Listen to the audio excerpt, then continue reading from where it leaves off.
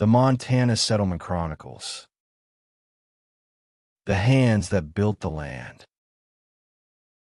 Chapter 1. The Harvest Winds.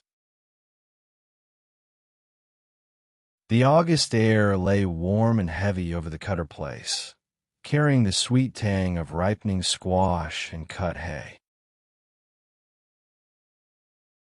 Every sound felt alive.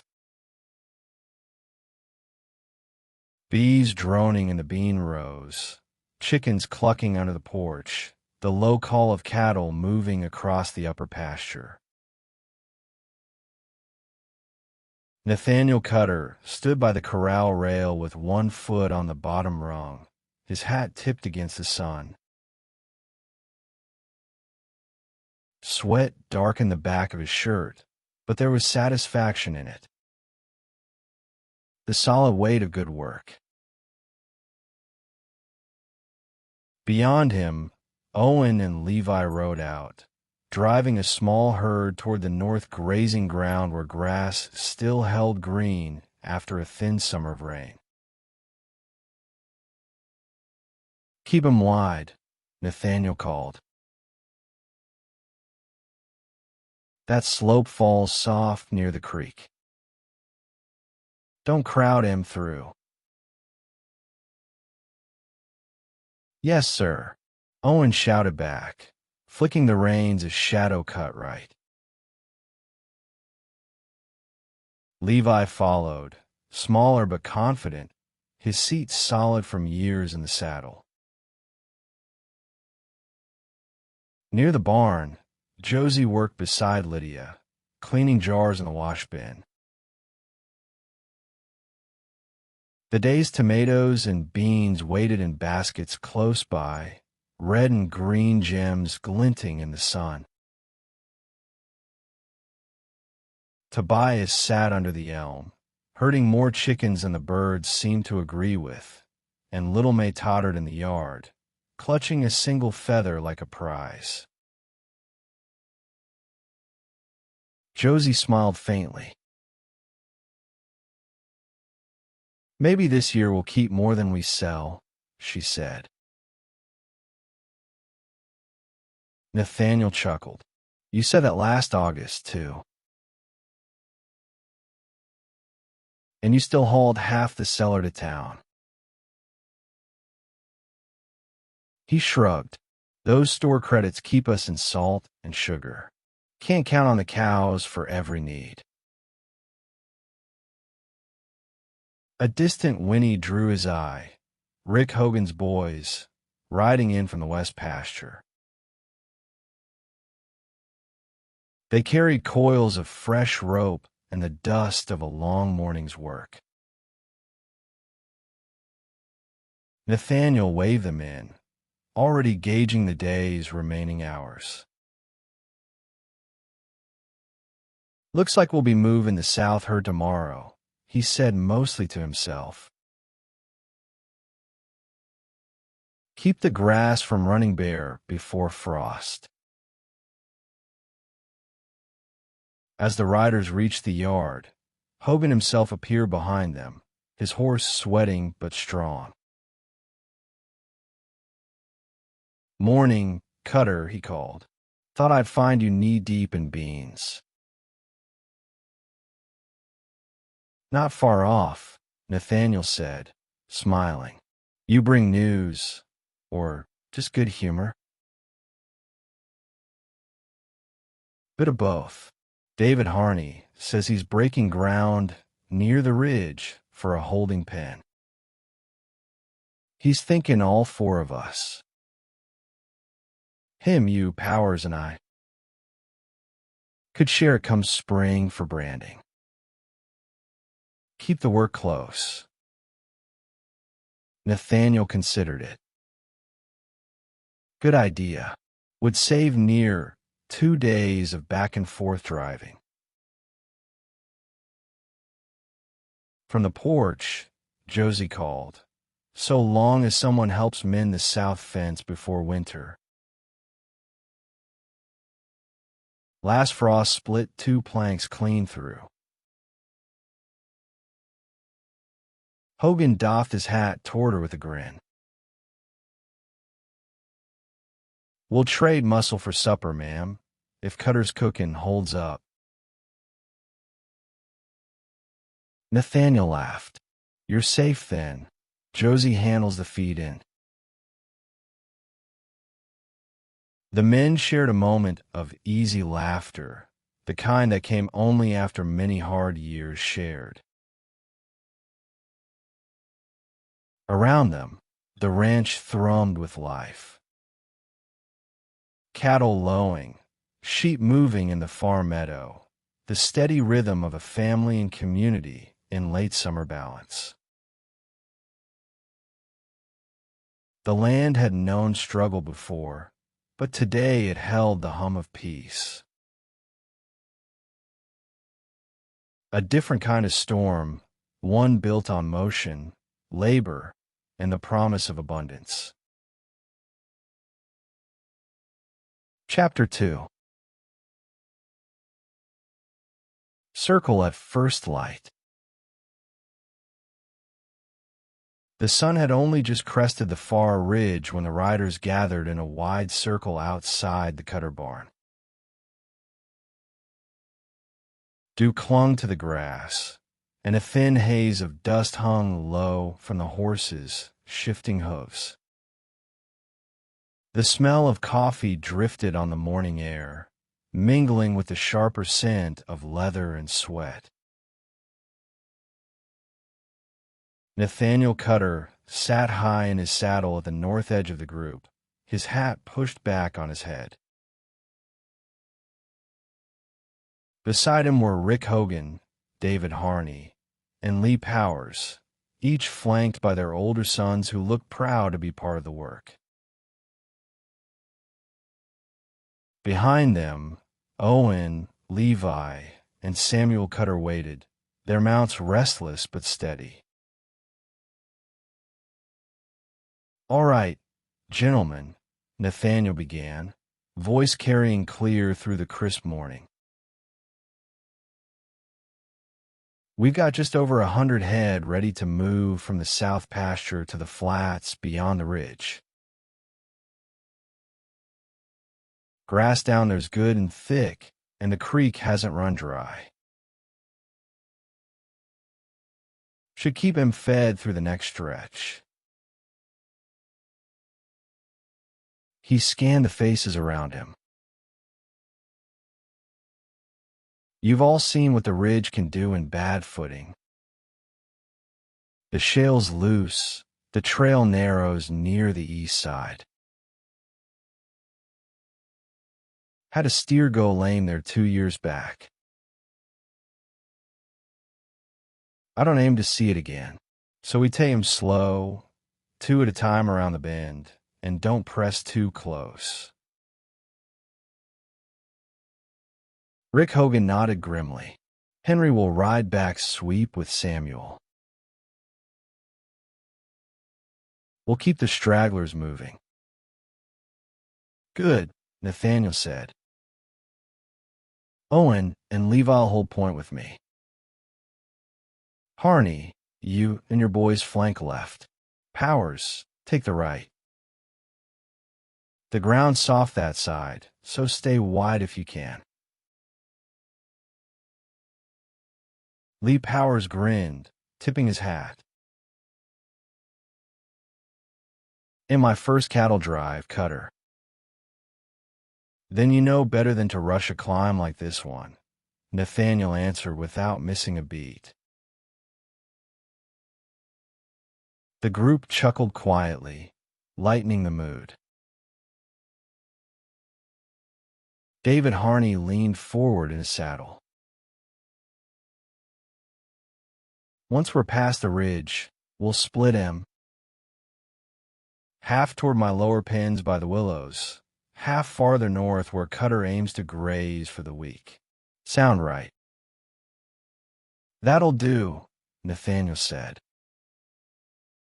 "With that kind of spread, the grass'll hold longer. If all goes to plan, we'll have him settled for sundown." From behind, Josie's voice broke through. Calm but clear. She'd come out to see them off, the younger children clinging to her skirts. You men stay out of trouble and come home decent, she called. Supper's beans and bread, but it won't wait past dark. Rick grinned.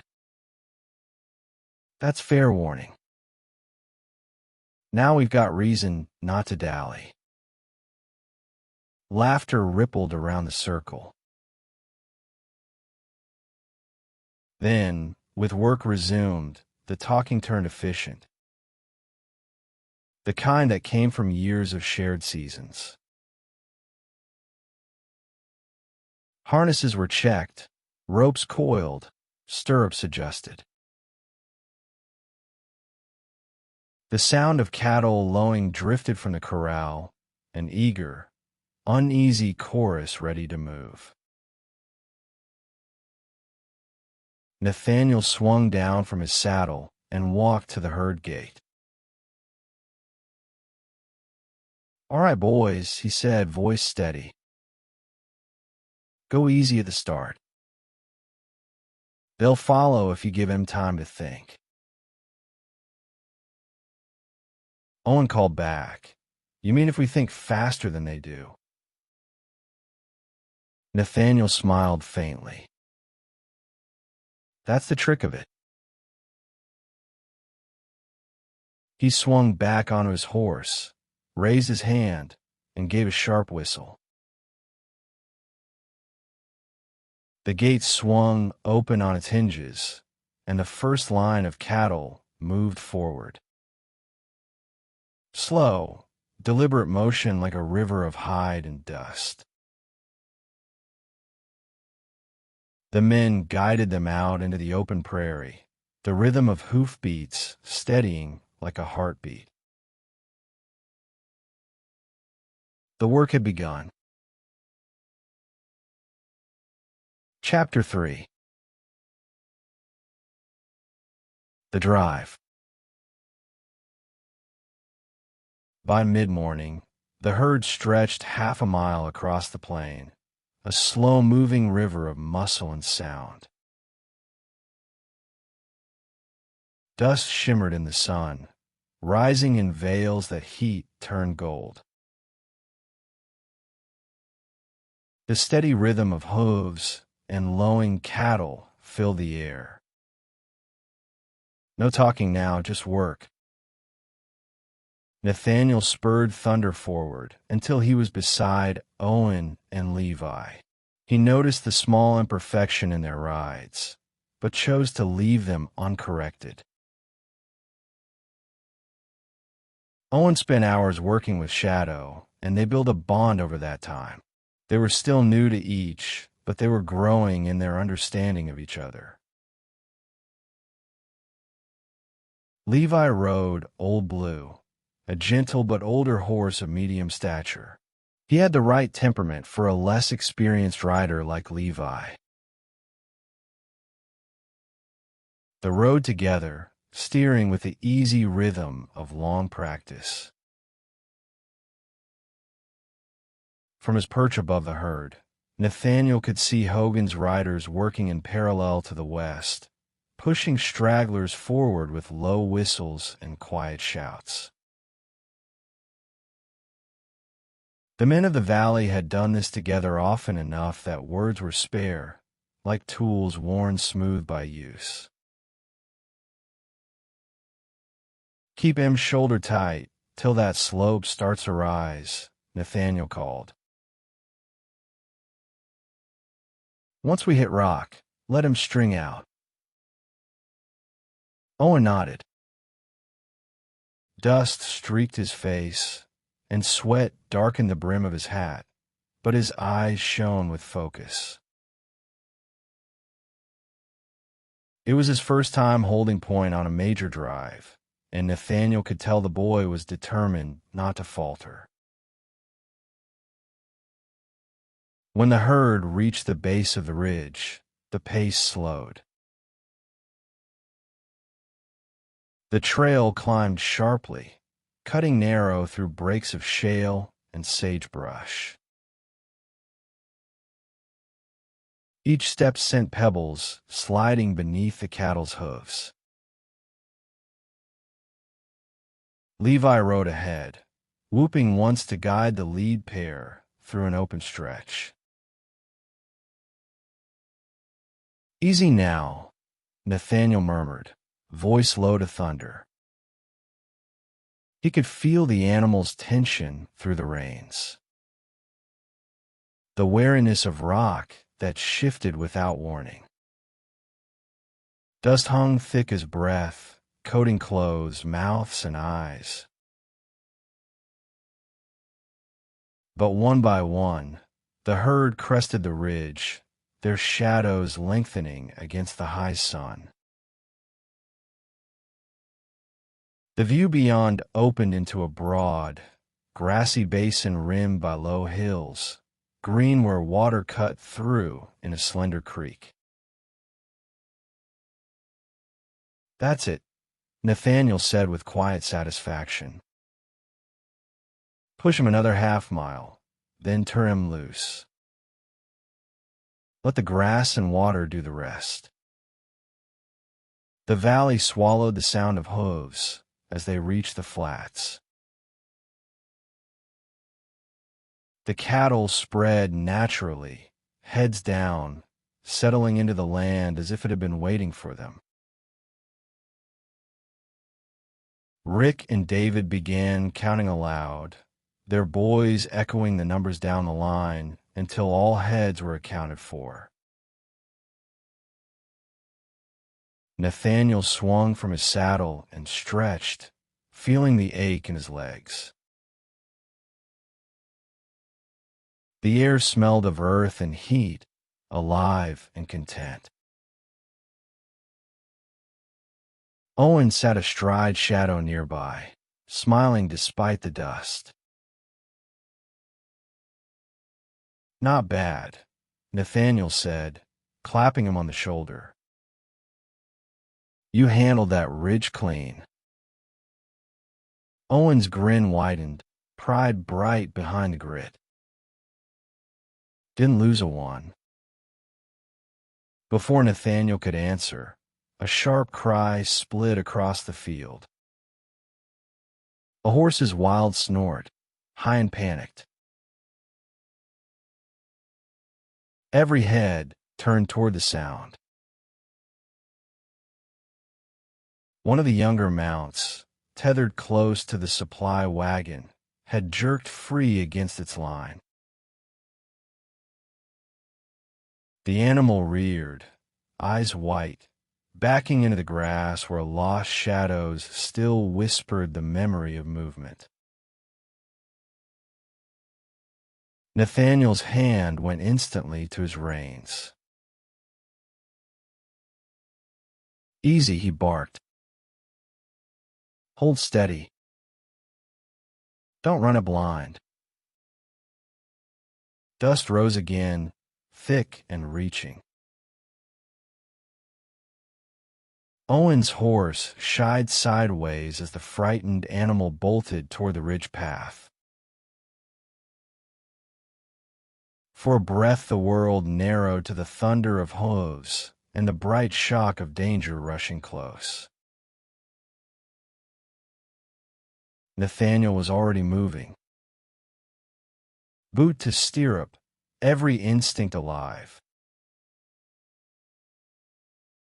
And in that flash, the peace of the long morning vanished like smoke.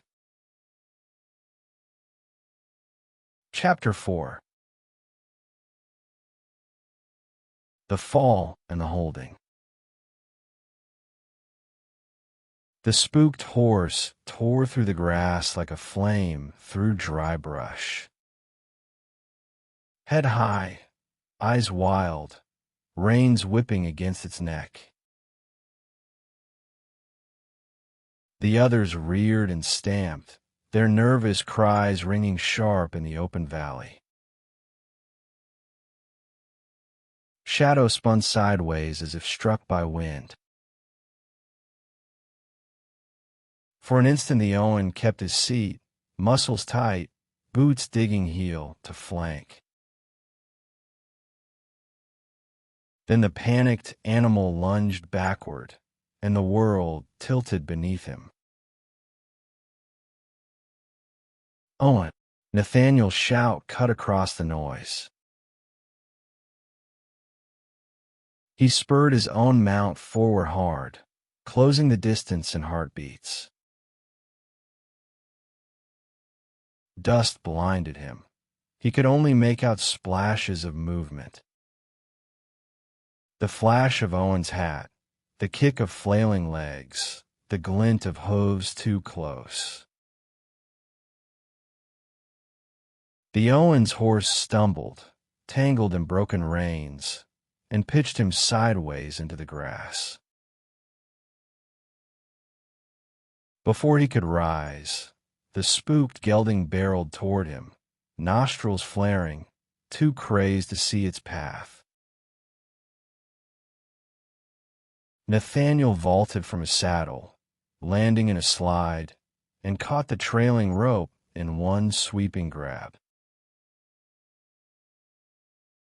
The jolt ripped through his shoulders, nearly pulling him off balance, but he dug his boots into the earth and hauled back.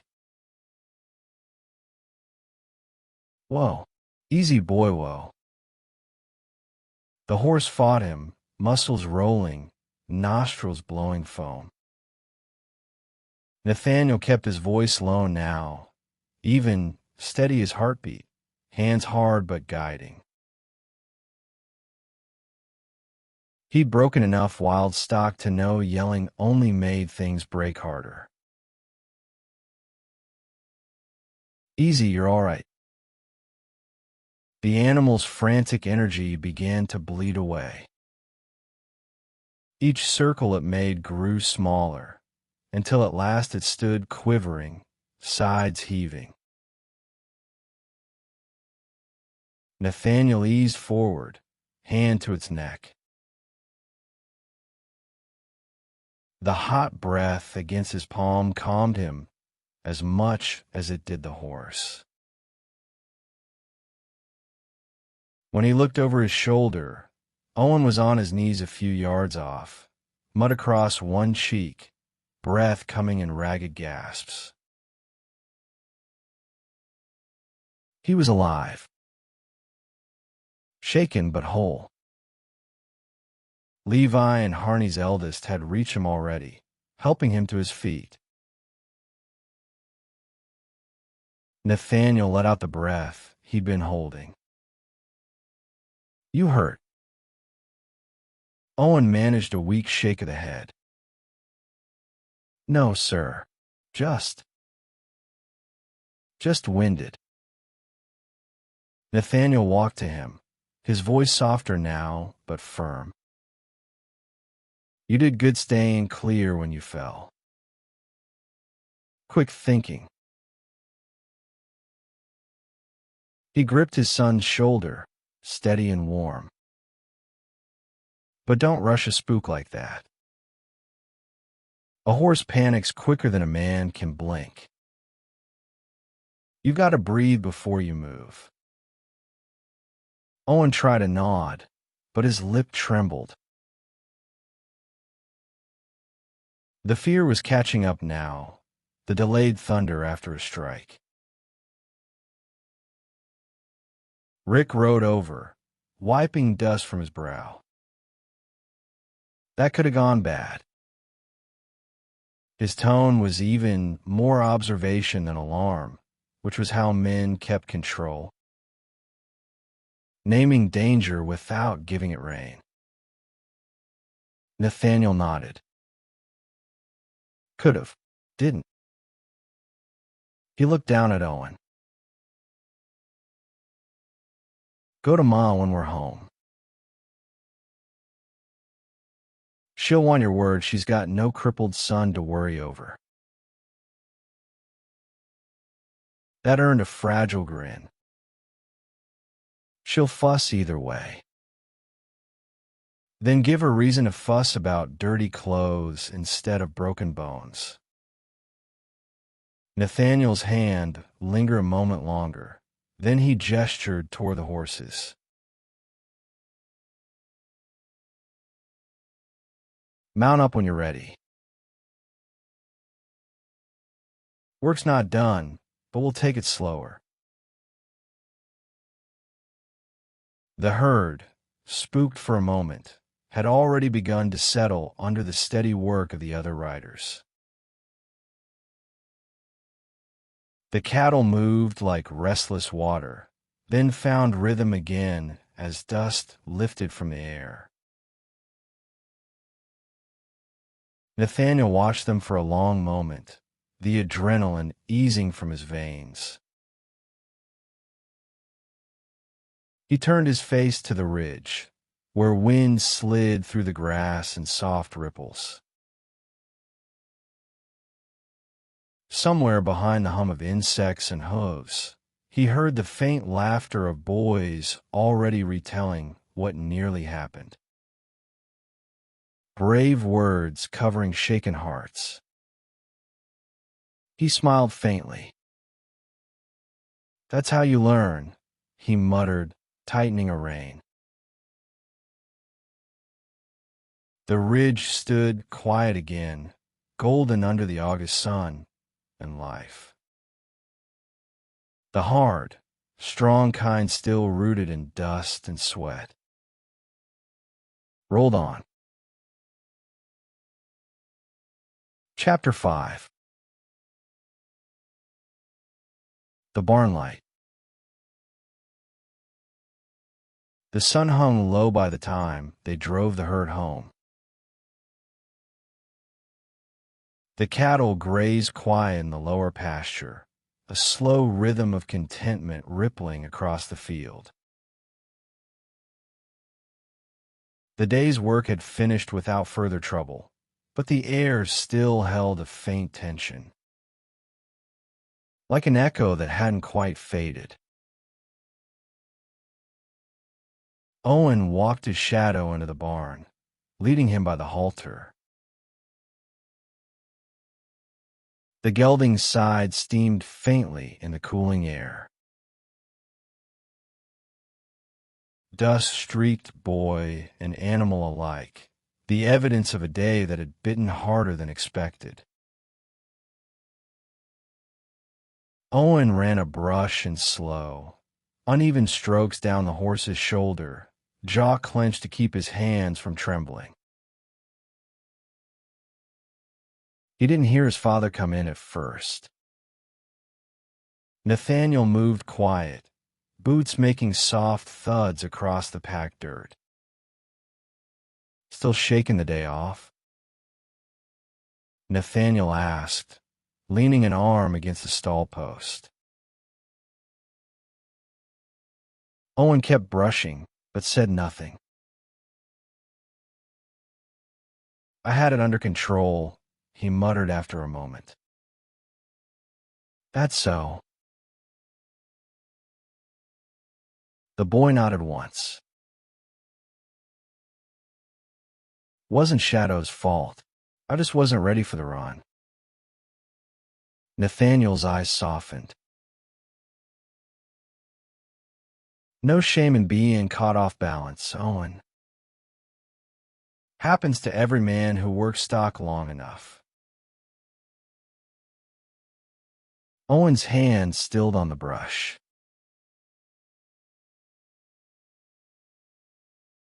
"You ever fall?" Nathaniel smiled faintly. "Plenty of times.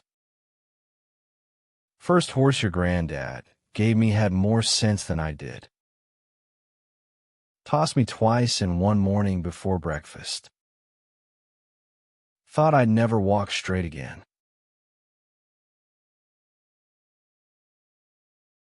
Owen cracked a small, embarrassed grin. "You didn't quit?" "No," Nathaniel said quietly. "Because every fall teaches two things: what you did wrong and how hard the ground can be. For a while, only the rustle of hay and the soft stomp of hooves filled the space between them. Then Owen said, "I thought I had it, Pa. I pulled too quick." Next thing I knew, the world was sideways. Nathaniel nodded, stepping closer. That's how it happens. You're learning not just the horse, but yourself.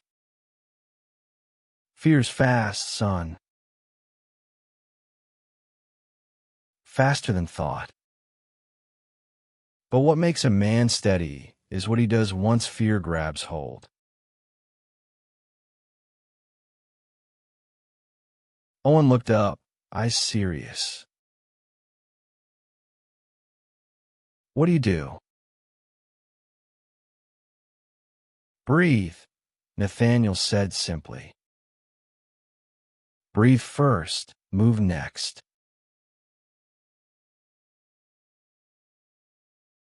The horse feels what you feel. If your heart's wild, his will be too. That's the thing about working animals or land. Neither follow panic. They follow patience. Owen absorbed that, gaze dropping to the horse again. I thought I was ready to lead, he said softly. You are, Nathaniel answered. But ready don't mean finished learning.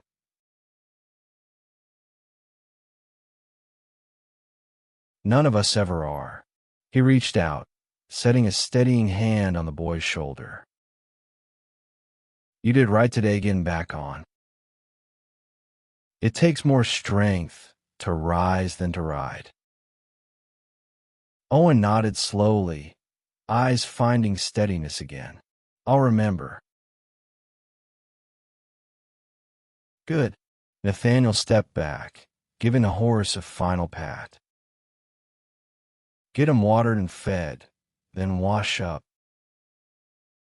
Supper's waiting, and your ma's likely to wear a groove in the porch wondering if you're still breathing. Owen laughed softly, the tension in his shoulders finally breaking. She'll ask 100 questions. She's earned that right. Nathaniel turned toward the barn door where the light was cooling toward amber. Go on now. You did fine work today. The boy watched him a moment, then went to fetch the feed bucket, his movements surer, calmer. Nathaniel paused in the doorway, looking back once more. At the piece returning to the barn, at his son finding his footing again. Outside, crickets had begun their evening song, faint but steady. The world, rough and kind in turns, kept on turning. Chapter 6. Evening dust. The yard glowed gold in the dying light. The long shadow of the barn stretched halfway toward the garden, and the air smelled of sweat, leather, and sun-baked grass. Horses stood in a loose line along the fence, heads low and sides steaming, the creak of bridles soft as breathing. The men and their boys worked in quiet rhythm. Brushes sweeping, buckets clanking, soft words passing from man to animal. Edward Hogan poured feed into a row of troughs, while Harney and his sons hauled water from the well, the wooden pails thudding against the warm post tops. Nathaniel and Owen walked across the yard together. The day's dust still streaked their faces, and both moved with a weary satisfaction that followed long labor. The other men looked up as they approached. "Well," Rick said, grinning across his horse's back, "what's this I hear about Cutter's boy trying to break land and sky in the same day?" Laughter rippled through the group, gentle and good-natured. Owen flushed, ducking his head, but Nathaniel just smiled. "Horse had more spunk than sense," Nat answered. "Can't fault the boy for holding on till the world threw him loose." Lee leaned on his saddle, eyes twinkling. "That ridge'll humble any of us if we give it the chance." He nodded toward Owen. "He stayed clear, didn't break nothing. Sounds to me like he's part of the outfit proper now. One of Harney's sons. James, tall and wiry. Spoke up. Didn't think you'd walk out of that, Owen. Looked bad from where we rode." Owen shrugged, still red in the face. "Wasn't as bad as it looked." Levi grinned. "Didn't sound gentle neither." That earned another round of laughter. Even the older men chuckled, the sound carrying soft against the evening breeze. Nathaniel rested his hand on Owen's shoulder. "Every man here's had a taste of the dirt," he said. "You just got yours earlier than most. Best thing you can do now is remember what it taught you." David stepped around his horse, tying the reins. Luck in good hands ain't the same thing, son. Luck runs thin, but steady. That'll keep you alive every time." Owen straightened a little, nodding at the gathered faces. "I'll remember," he said. Rick smiled around a feed scoop. "He's a Cutter's boy, all right. Head full of dust and heart full of lessons."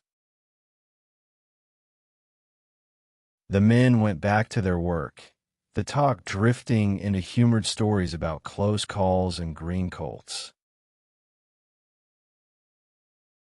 Horses snorted and shook manes. One of the younger boys started a tune humming low, and the evening settled into the gentle rhythm that came after hard labor. Nathaniel looked around at them all. These neighbors who were brothers more than friends, their boys growing into the same weather-worn skin, shaped by dust, sweat, and miles of open land. Nat caught David's eyes and gave a small nod. "Good work today.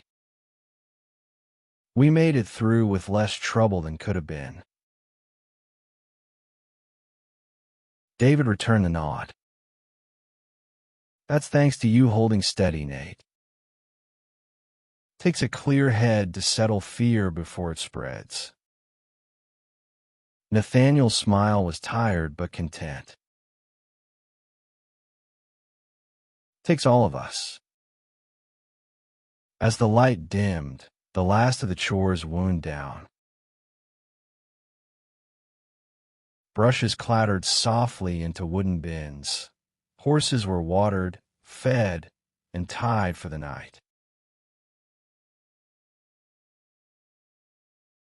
The sound of the boys' low laughter carried faintly through the twilight, like echoes of something clean and lasting. Nathaniel turned to Owen, who was rubbing down his horse's neck one last time. "Ready for supper?" Owen smiled just enough to show he meant it. "More than ready." "Then let's go home, son." They walked together through the long grass toward the lantern glow spilling from the Cutter house. Two shadows side by side, drawn onward by the smell of wood smoke and the promise of rest after a day the valley wouldn't soon forget. Chapter 7. Tomorrow's work. The chores were finished, and the last of the evening light painted the fences deep amber. The men stood near the barn rail, the smell of horses and hay hanging sweet and heavy in the cooling air. Boys gathered behind, still restless with the leftover energy of youth, kicking stray clumps of dirt and tossing stray words at one another. David knelt by the wagon, checking the coil of rope and the small keg of water he'd brought from his pasture. Nathaniel approached, drying his hands on a rag. "You still aiming to move your herd tomorrow?" Nathaniel asked. David straightened and sighed. Grass on the lower stretch is near done, and I'd rather not starve him before the fall graze. The North Flats'll hold longer if the weather stays cool." Nathaniel nodded. "You'll have Cutter help tomorrow, then?" "I'll bring Owen, Levi, and Samuel along at first light. We'll bring our teams and ropes. Make easy work of it."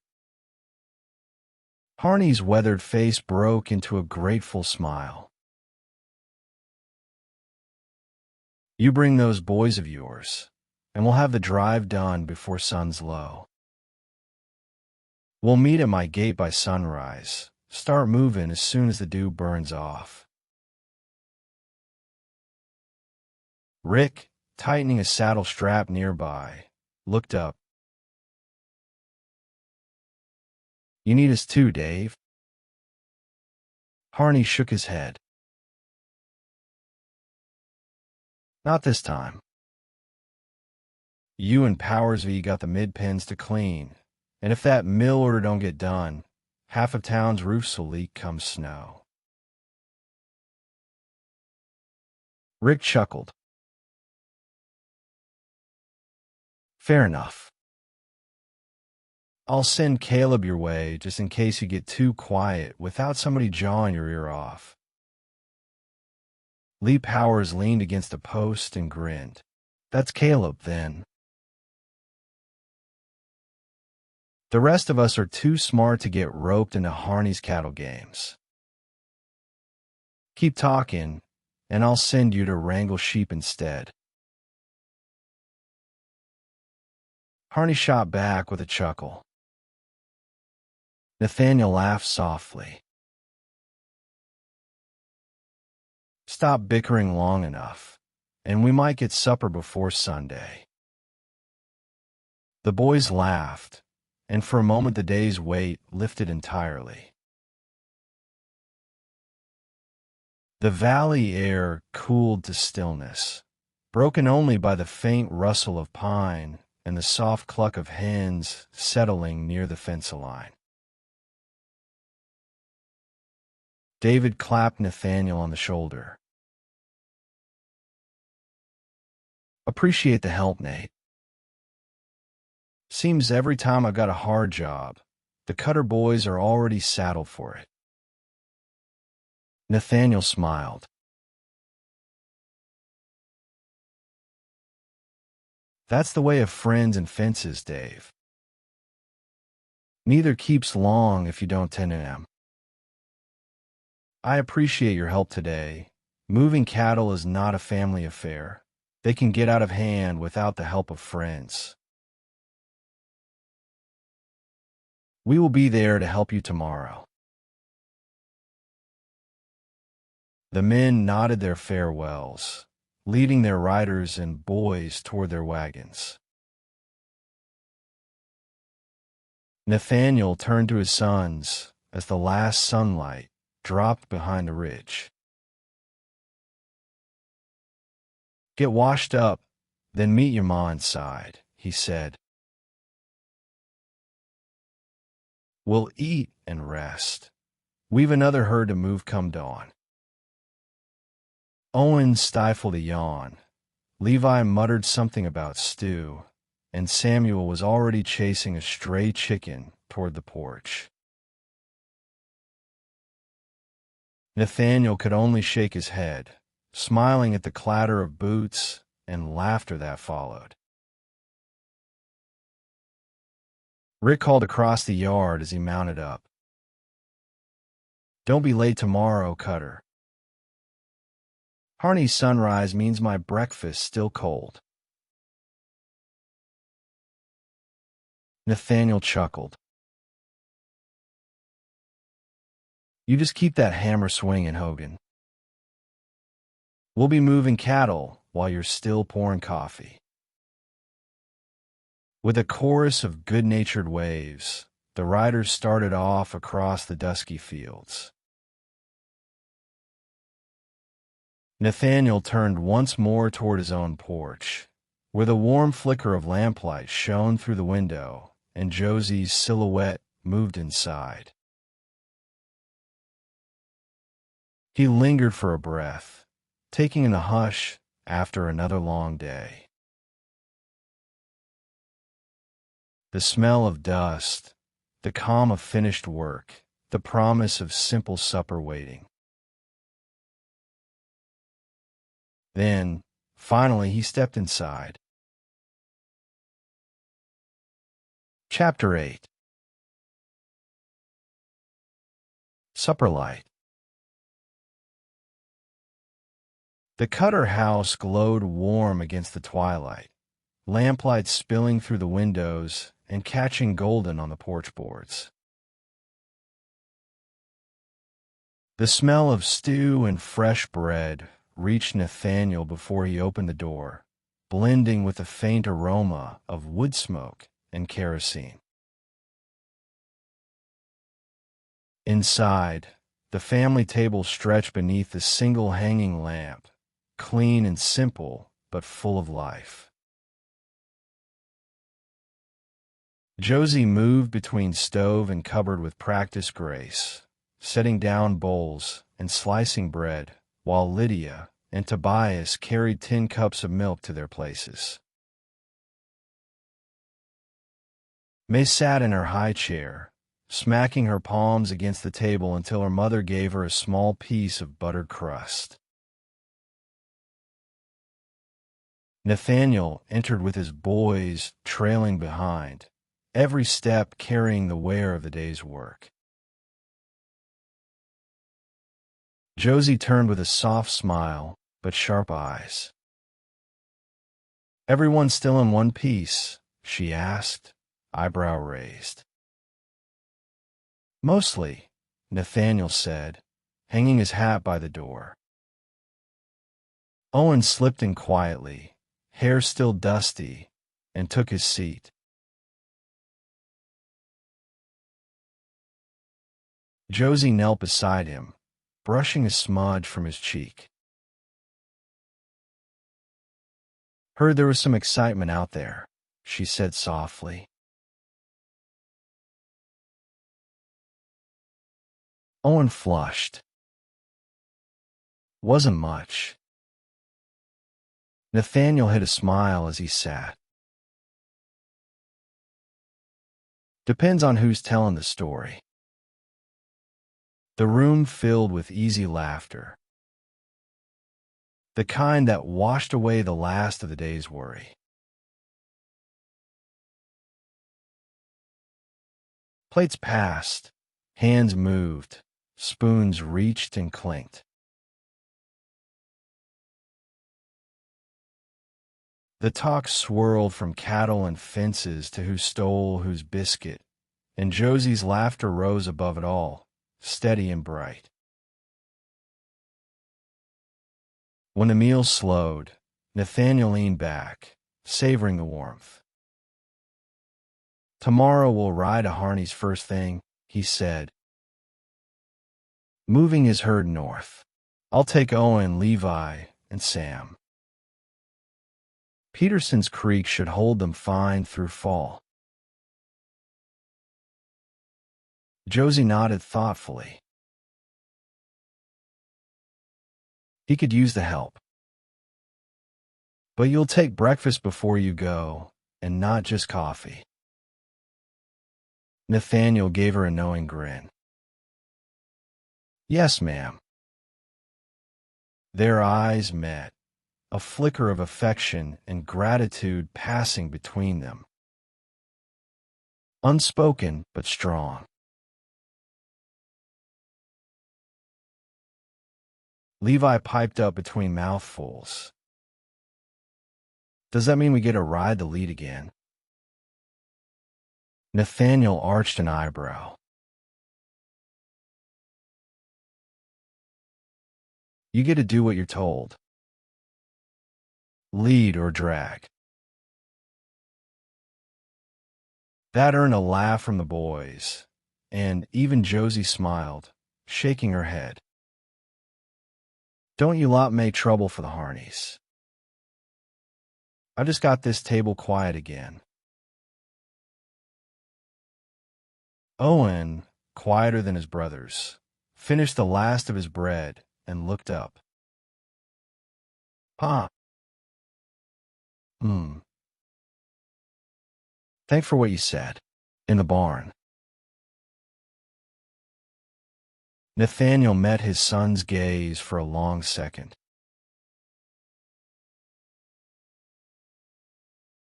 "That's what fathers are for."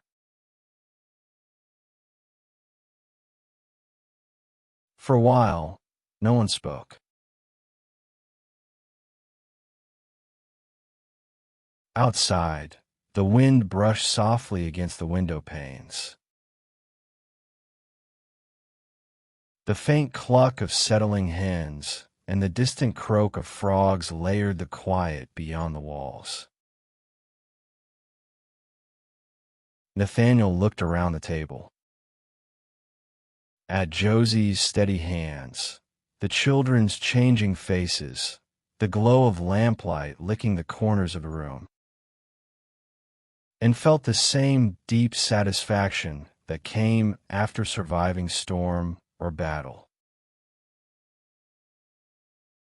A calm rooted in simple things done right.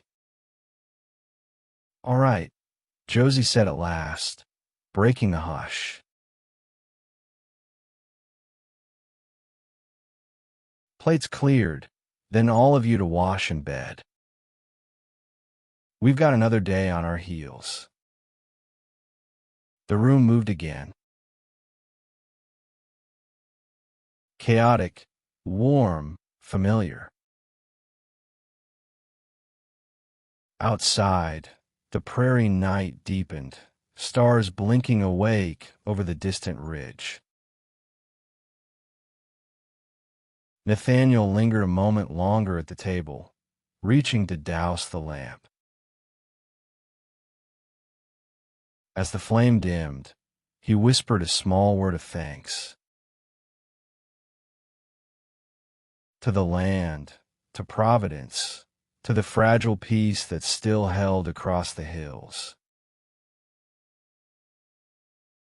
In the glow of that quiet, the Cutter home stayed lit by something stronger than fire.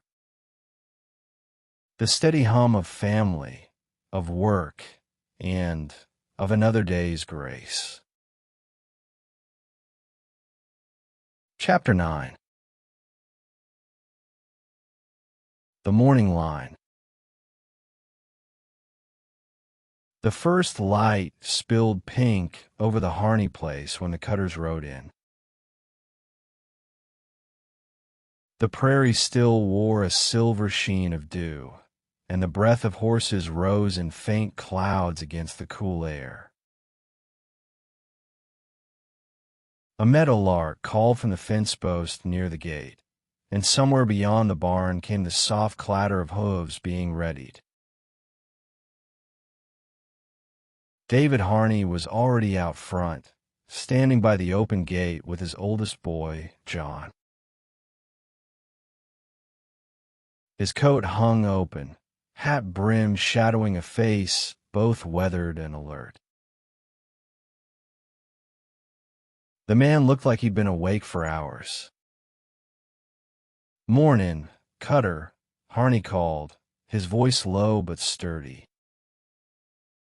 "You're right on time." Nathaniel tipped his hat. Always best to start before the sun knows we're up. Behind him, Owen, Levi, and Samuel waited astride their horses, sleep still clinging to their eyes but pride running through their posture. The rest of Harney's sons were mounting nearby, the yard alive with the sounds of tightening straps and the occasional snort of an impatient horse. David clapped his hands once, loud enough to cut through the morning hum.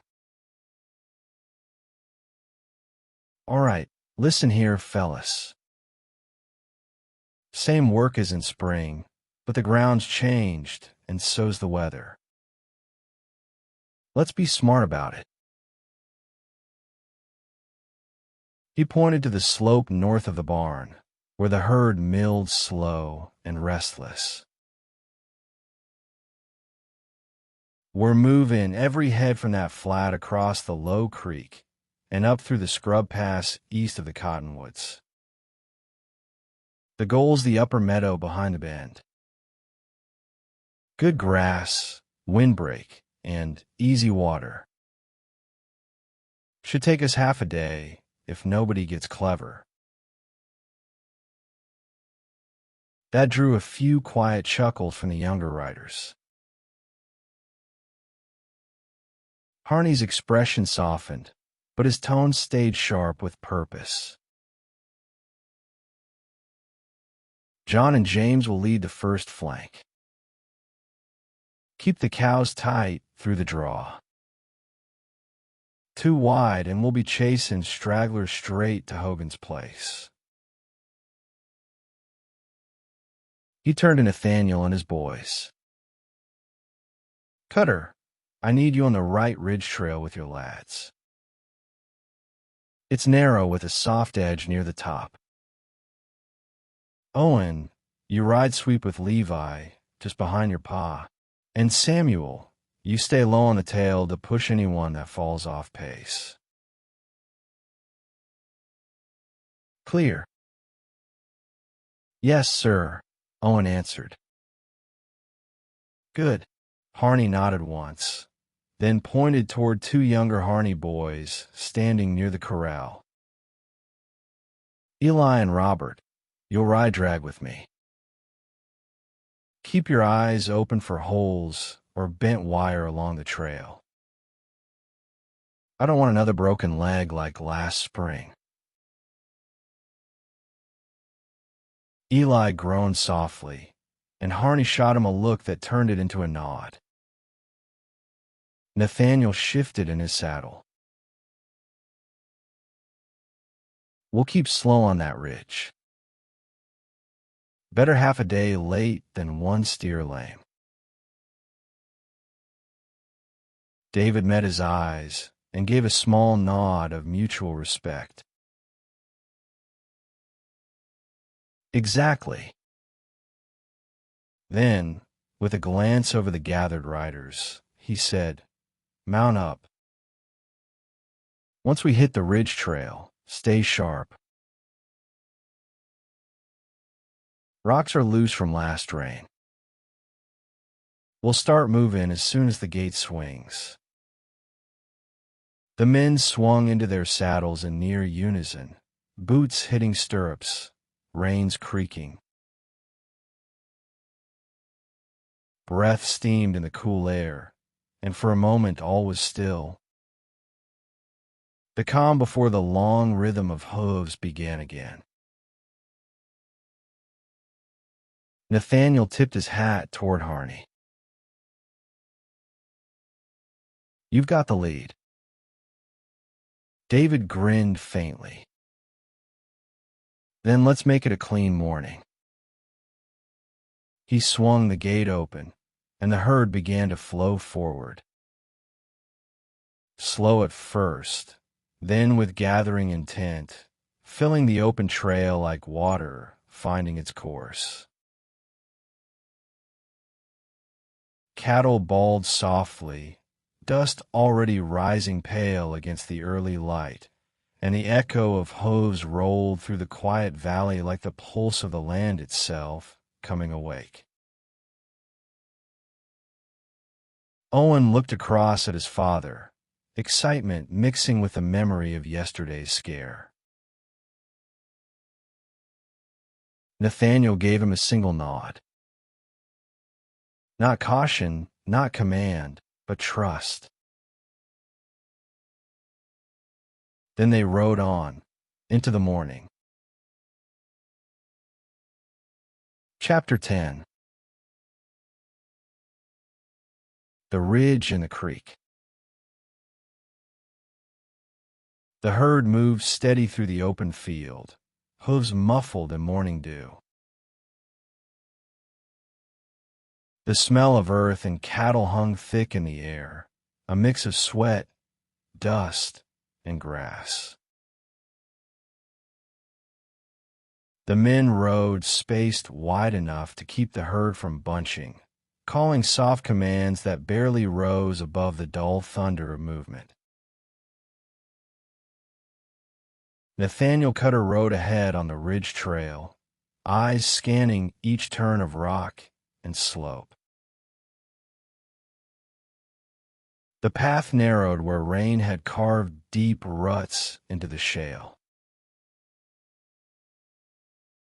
One misstep could send a steer limping for weeks or a rider tumbling hard.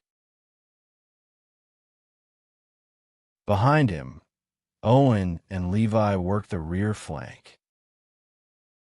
Both serious, both quiet, sweat breaking despite the cool. They moved their horses like extensions of the herd, steering with whistles and short flicks of the reins. Samuel stayed down trail with the younger Harney boys, driving the slower cattle and filling any gaps. "Keep 'em wide through that cut," Nathaniel called. "Let the loose rock fall before they step on it." Levi answered with a nod, guiding 3 young heifers off to the left where ground held firmer. Owen leaned low, coaxing another reluctant steer forward with his hat brim. Dust rose around them, stinging eyes and throats. The drive crossed the ridge one careful line at a time.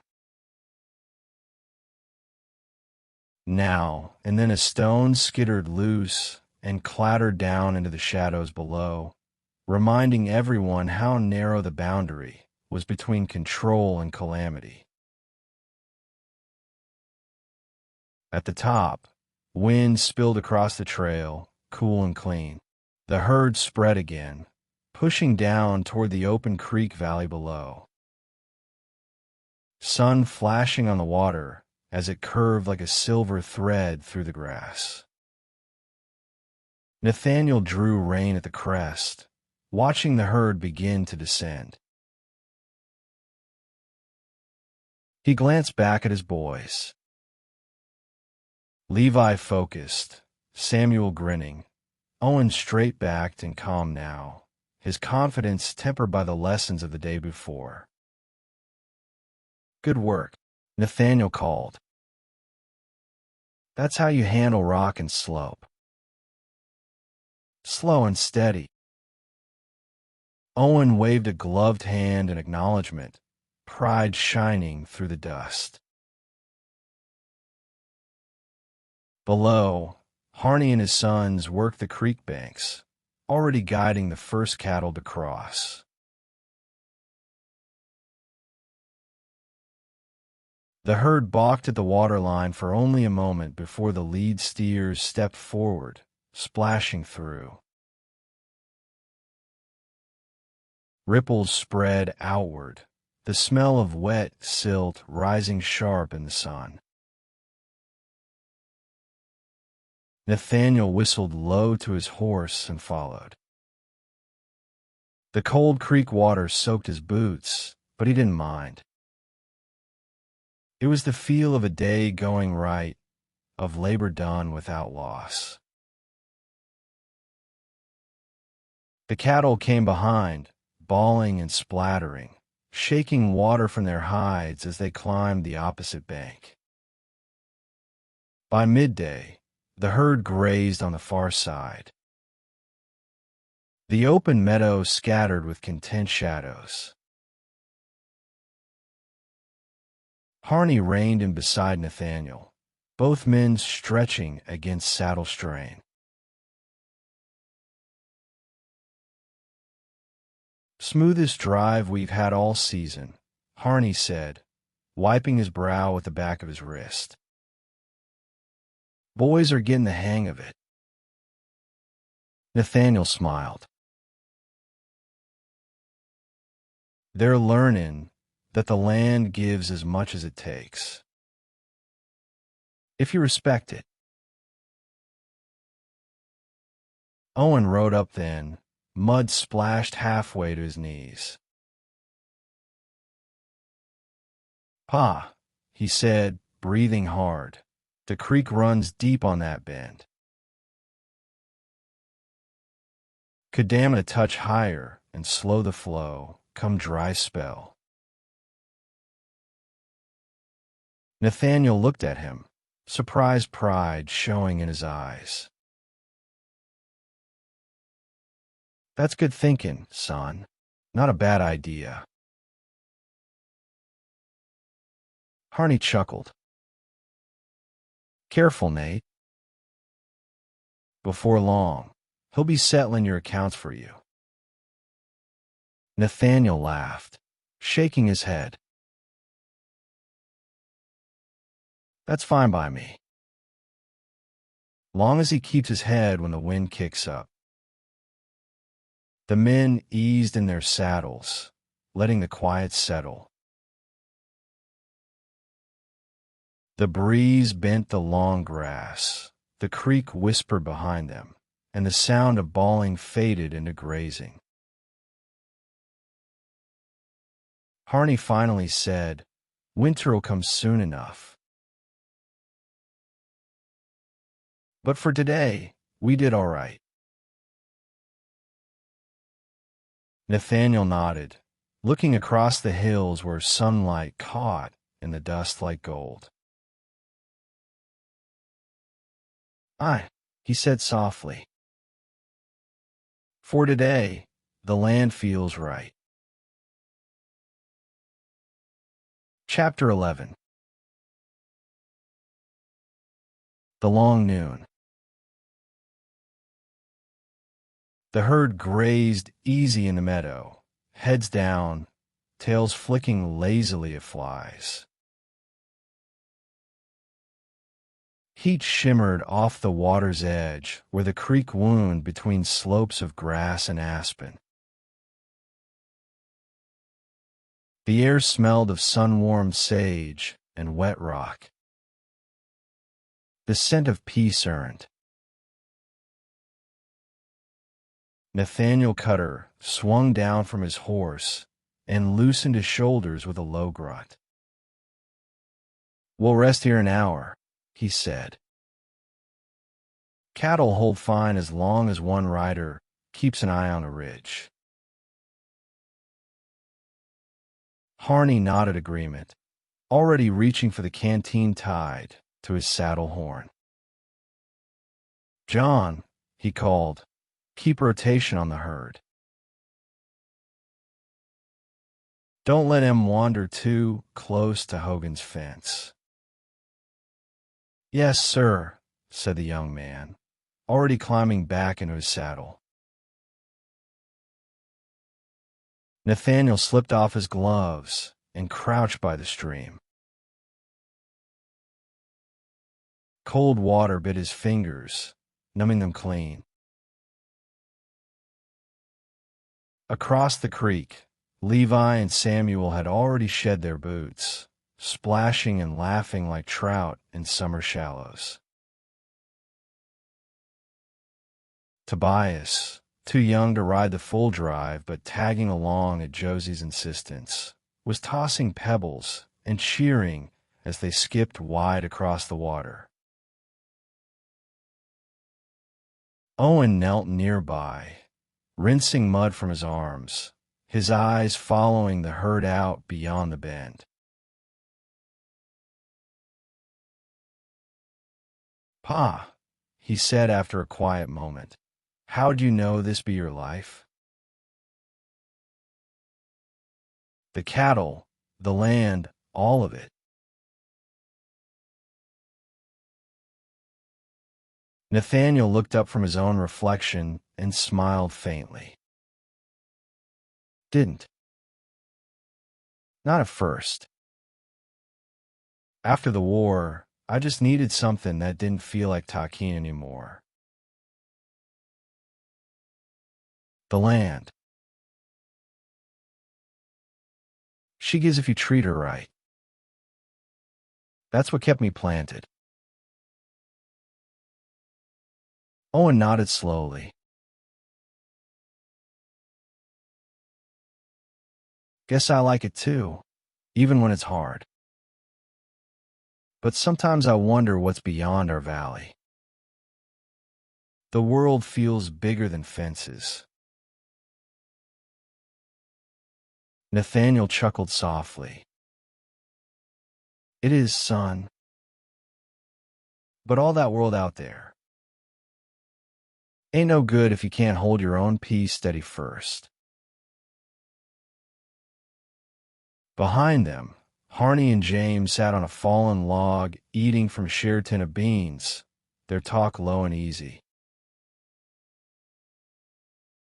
"Hard to believe we've been at this near 7 years," James said. "Feels like we just broke ground."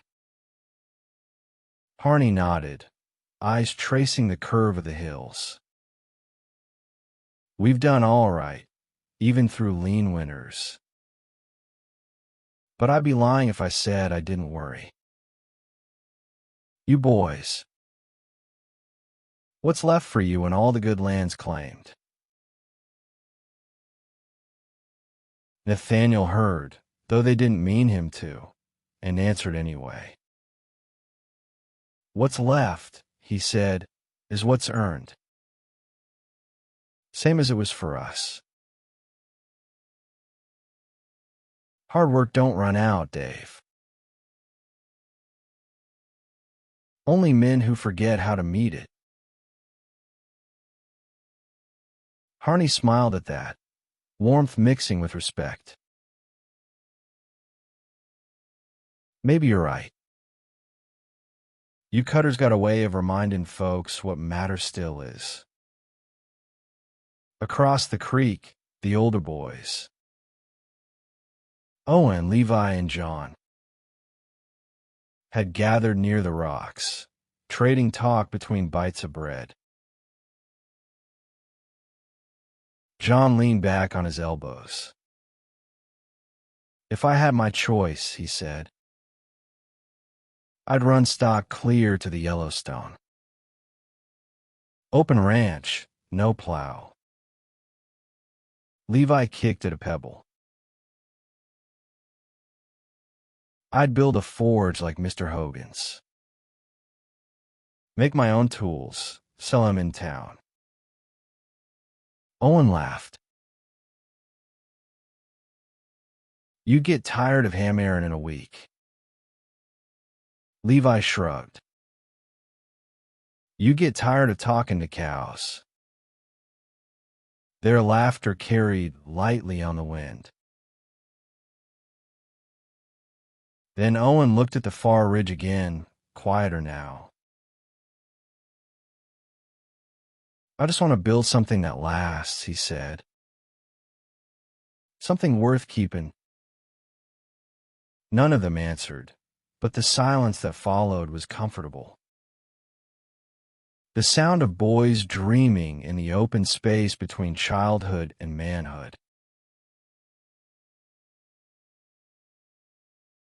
Downstream, Samuel and Tobias had turned their splashing into a game, floating sticks like tiny boats. Mine's Wineen, Samuel shouted. Tobias hooped back as his own caught a faster current and overtook it. Don't drift too far, Nathaniel called, his voice more habit than concern. The men's laughter softened into storytelling again. About the first bitter winter, the lean harvests, the spring rains that nearly took Hogan's new barn. Work and years had worn them all, but here, beside the running water, they looked less burdened, more content. The hours stretched long, lazy in its peace. Finally, Nathaniel rose, brushing dirt from his hands. All right, he said, that's rest enough. Let's get these cattle where they'll carry the season. Owen stood quickly, brushing off his jeans. You think this meadow stays good through September? It'll hold, Nathaniel said. So long as the creek keeps talking. Harney laughed low. Then I hope it don't go quiet.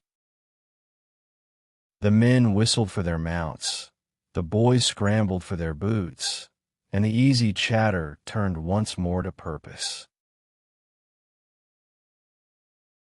Hooves struck the earth, cattle stirred, and the hum of motion returned like the pulse of the plains waking up again. As the drive resumed, Levi looked back over his shoulder at the stream where their laughter still lingered. Nice stretch for a camp next time through, he said. Owen smiled. Yeah, he answered quietly. Feels like the land was listening. Chapter 12. The day's end. By mid-afternoon, the air had grown thick and still, the last shimmer of heat rising from the grass as the sun began its long lean toward the west. The herd moved slower now, bellies full from grazing near the creek, the sound of their plodding hooves blending into a deep, rhythmic hush that matched the men's tired breathing. Nathaniel rode ahead beside Harney, guiding the final stretch toward the north meadow. An open hollow tucked between two low hills, shaded on the west by cottonwood and lined by the same creek they followed all morning. Beyond, the sky stretched endless and bright, filled with the faint hush of grasshoppers riding the wind. "This'll do," Harneys said, reining in. His face glistened with dust and sweat, but his voice was thick with satisfaction. "Plenty of grass, good slope for runoff. They'll settle clean here." Nathaniel scanned the meadow, always one for detail. Dry high ground at the east edge, water steady, breeze enough to keep flies down. "It's near perfect, Dave." The men spread out, guiding the herd to their new ground. The cattle flowed over the ridge like a river gone quiet, finding their way naturally to graze. Shadows grew longer as the sun dipped behind the hills, painting everything in copper light. Levi and Samuel worked the far side of the creek, whistling and calling low to the stragglers. Owen and John closed the rear line, checking numbers, their horses stepping easy now under the fading heat. No one hurried. The job was nearly done, and even the animals seemed to understand that peace had come for the day.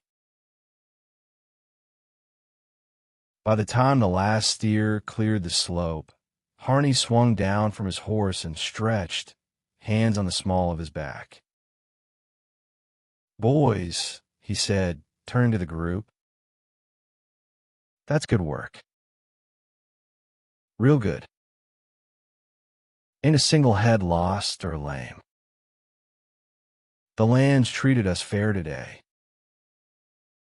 Nathaniel dismounted, patting Thunder's neck. "Fair comes to those who treat it the same." The men laughed quietly, the kind of content sound that comes when exhaustion and pride meet halfway. Up the trail, the younger boys had already started boasting. Whose horse cut straighter? Who turned the most cattle at the pass? Levi, flushed with pride, grinned. "We handled that ridge better than last time, didn't we, Pa?" "You surely did," Nathaniel said. "You're growing into it, every one of you." Owen smiled at that, but said nothing. The confidence in his silence said more than words. Harney walked the line of horses, checking reins and offering quiet thanks. Then he turned toward Nathaniel and extended his hand. "Couldn't have done it without you, Nate. You and your boys pulled smooth as clockwork." Nathaniel clasped his hand firmly. "No trouble, Dave. You did the same yesterday for our herd. You are a great friend, and you are always there for us. That's how we keep this valley alive." One man helps the next, and by sundown, everyone's still standing. Harney nodded. "Ain't that the truth?"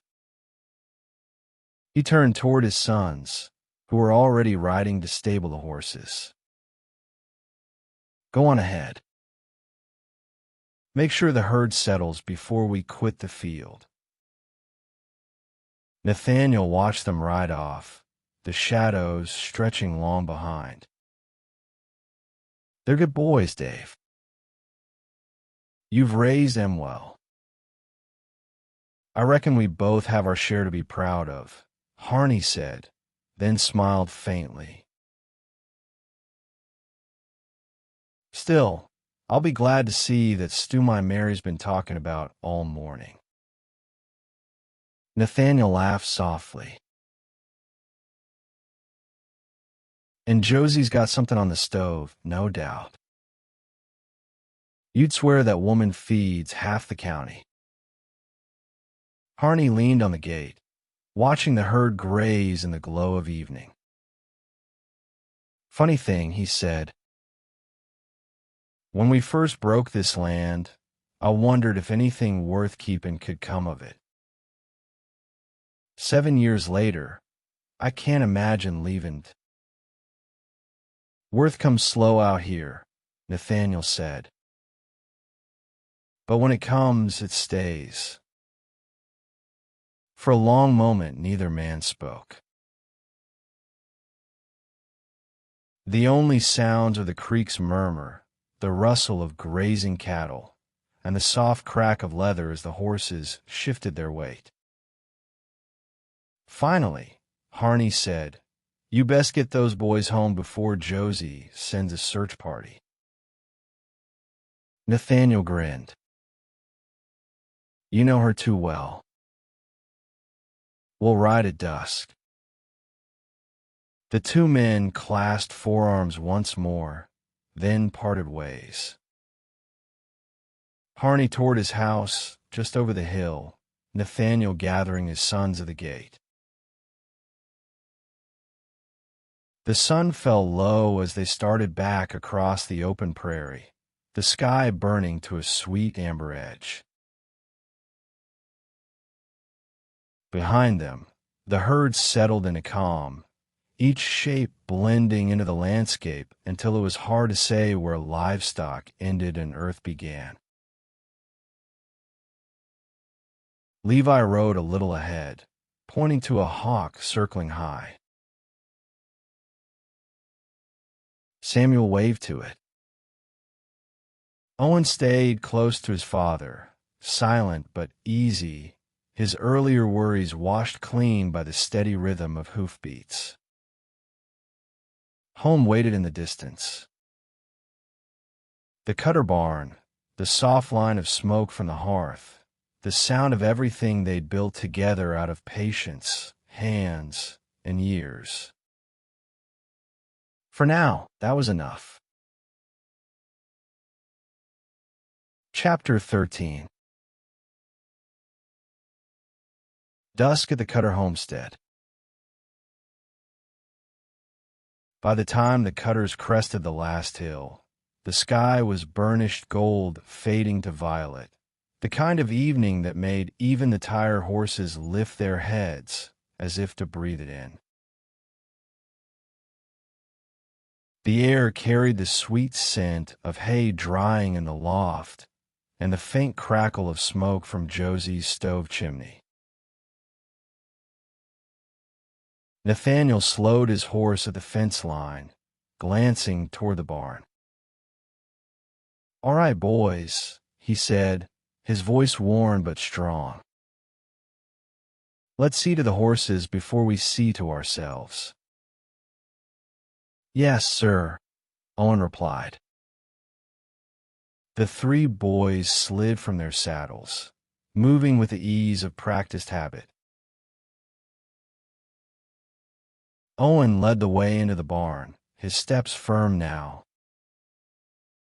Not the hesitant tread of earlier in the season, but confident, sure. Levi followed, fetching the feed buckets, while Samuel swung the stall doors wide with a satisfying creak. From the open doorway, the slant of late light cut golden across the barn's interior, falling over backs and tools in movement. The boys brushed down their mounts in the rhythm of the familiar swish of straw, soft canter of hooves shifting, the low, content hum of animals at rest. Nathaniel joined them, leaning against a post as he watched. He didn't speak right away. He just stood there, letting the moment settle. The smell of horses, the sound of his son's laughter bouncing softly between the walls. "Fine work, all of you," he said finally. "Harney won't stop talking about the job we did today. Said it was the cleanest drive he's had all year." Levi grinned through his fringe of hair. "He said that." "He did," Nathaniel said, smiling. "And I agree. You boys are starting to look more like stockmen than green hands." Owen rubbed a hand along his horse's neck, pride quiet but shining in his eyes. "Feels good helping like that, pa real work." "That's the only kind there is," Nathaniel said gently. After everything was fed, watered, and tied, the boys washed their hands and stacked the brushes.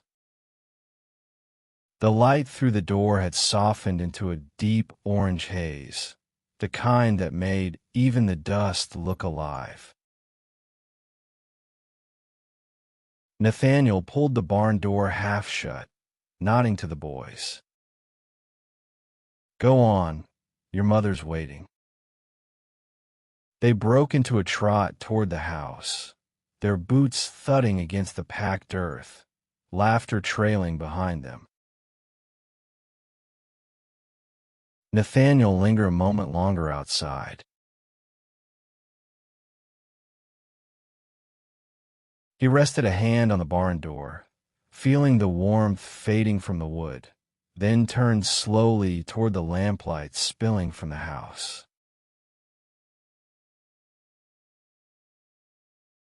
Josie stood on the porch, wiping her hands on her apron, the faint scent of stew and bread drifting on the cooling breeze. Her eyes softened as she saw him approach. "You're late," she called, though her voice carried no edge. "Worth every minute," Nathaniel said, stepping up the porch stairs and removing his hat. The herd settled perfect. No loss, no fuss. The boys worked like men, Joe, all three of them. I watched Owen handle the ridge clean, and Levi and Sam didn't shy from a lick of it. He paused, pride pulling at his smile. "They're growing fast. Sometimes too fast." Josie smiled, her eyes reflecting the lamplight. "That sounds like the kind of problem a father can be proud of." He nodded, glancing back toward the barn. I still see him as the little ones carrying feed buckets half their size. Now they're out there holding cattle and keeping line like they were born in the saddle." Josie rested a hand on his arm. "And you, Nathaniel Cutter, are the reason they stand so tall. You gave them work worth doing, and taught them what it means to do it right." He met her eyes, a quiet gratitude in the way he exhaled. "Maybe so, but you're the one keeps em steady when the world shakes. They get their patience from you." She laughed softly. "Patience, maybe. Stubbornness, that's all you." He chuckled. "Must be what keeps us from falling apart." From inside, the muffled sound of dishes and the younger children's chatter drifted through the window. Josie looked toward the glow of the table and then back to him.